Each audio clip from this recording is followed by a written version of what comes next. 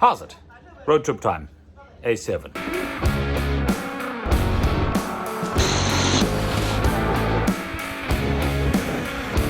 Some you here.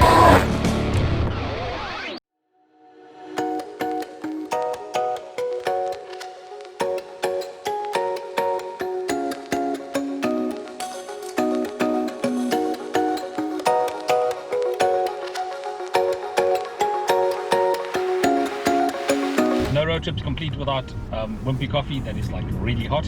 Heading over Clarence Drive, which is another one of my most favorite drives in the world. This Audi A7 is just so incredibly comfortable. Just like there are no actual words to describe to you how comfortable this car really is. So yeah, it's been a really cool drive. Going to do Clarence Drive, and again I sort of land up here in the middle of the day, which is not ideal, but I'll stop and get some pictures anyway. And I may have a little SD card crisis again. but we're good, we'll get pictures. So yeah, Clarence Drive, pictures, and I want to do some more stuff with the Fusion as well, so let's see how that works out.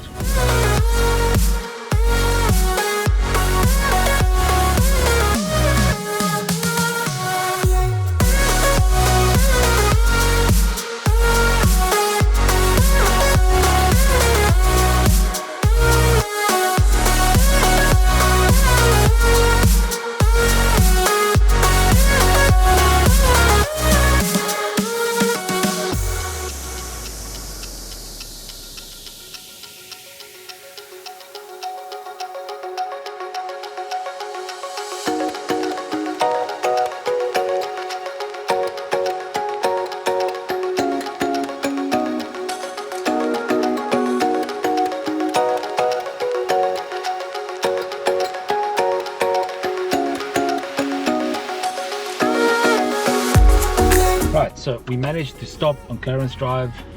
I have managed to have a spot with no cars and a SD card in my camera and actually get some pictures. It's not sunny this side of the mountain. This is the problem with Clarence Drive. This is like a late afternoon drive.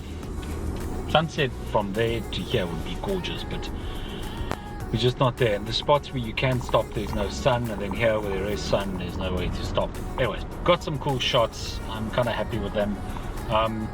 Fooling around with the Fusion as well, so I'm not sure how that came out yet, but I'll only see later when I get home and actually work on it. But I'm really keen to create some cool stuff with the Fusion and just kind of get away from traditional shots. So let me know what you think in the comments with the Fusion shots.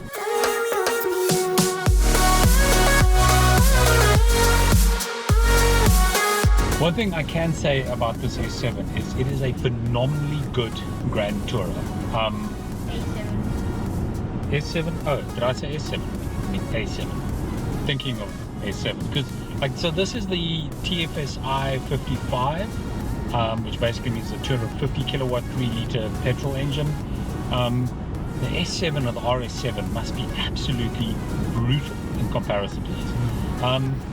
But this on the open road at 120, 140 is just gorgeous. Even doing 140, you kind of want to overtake somebody, you just kind of pull out, step on it, and you move past them so rapidly. Long distance driving in this car is just amazing. I think I'm going to have to go for another drive this week before I give it back, because it's just too good.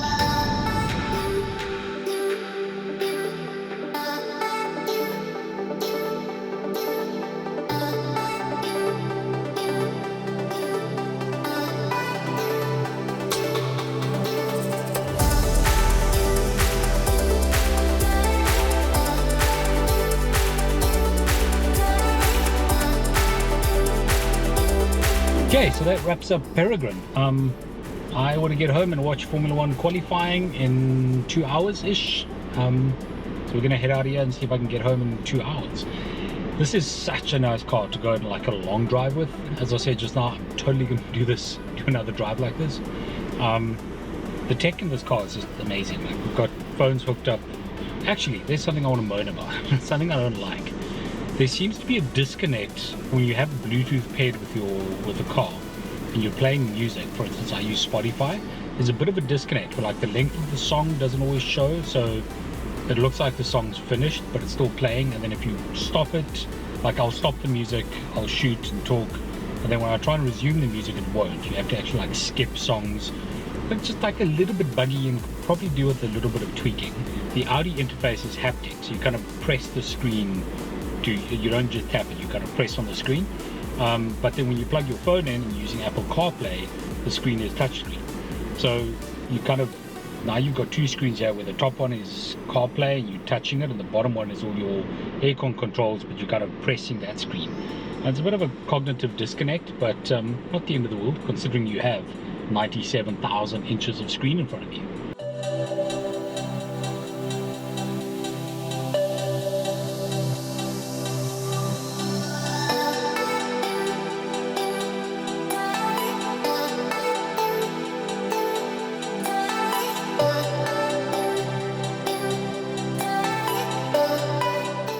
But wait, there's more. I have an idea, a slightly dodgy idea, about Fusion and a suction cup on the hood. This could go very badly, or it could be absolutely remarkable footage. We're about to find out. Okay, so here's some of the madness. Suction cup, this, I forget what they call it, knobbly arm thing, and the Fusion mounted on top of that.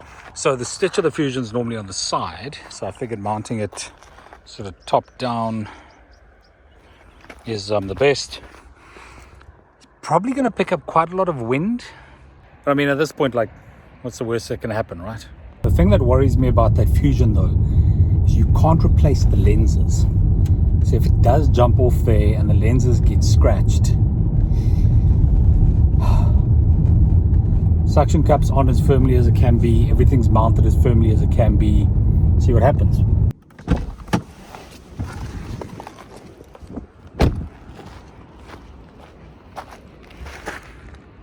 Haha, we didn't lose the GoPro. Okay, with freshly inspired confidence of not losing the GoPro off the front of the car, I've decided to stick to the side of the car. This one, the suction cup's on the window, so it's less likely to fall off. It sucks better to glass, and that should give us some cool footage.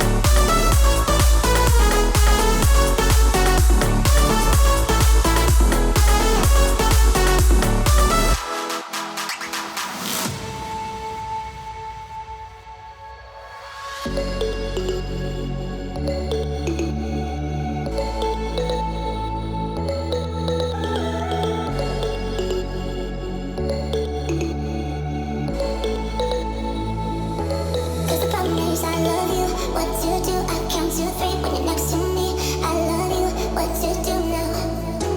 Only problem is I love you. What to do? You